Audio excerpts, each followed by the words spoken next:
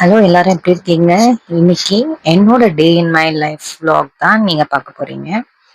இந்த வீடியோ வந்து மே மந்த்ல எடுத்தது. மே எண்ட் போல எடுத்தது. ஸ்கூல் ரீஓப்பனுக்கு முன்னாடி எடுத்தது. ஸ்கூல் ரீஓப்பன் ஆனதுமே ரொம்ப பிஸியாயாச்சு.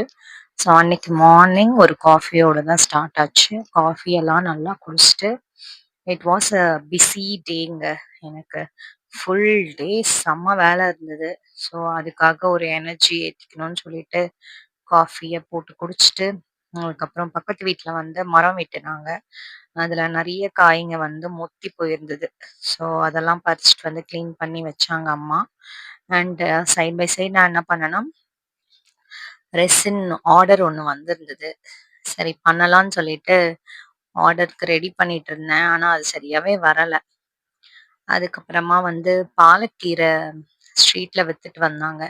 3 கட்டு ரூ. 50ன்னு சொன்னவும், சரின்ட்டு அதுல தொக்கு ஒண்ணு செஞ்சேன். பாலக்கீரை சாதத்துல போட்டு சாப்பிட்டா நல்லா செம்ம டேஸ்டியா இருந்தது.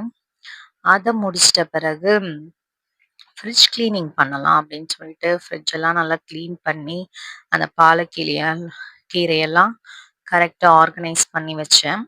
அதுக்கப்புறம் அப்பாடா! முடியலங்க. செம்ம வேலைங்க அன்னைக்கு.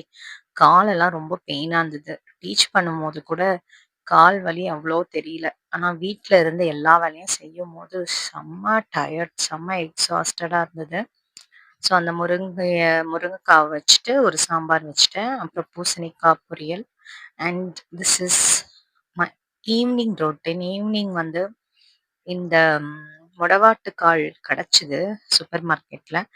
ஸோ அத வந்து சூப் வச்சு அந்த குடிச்சோம்.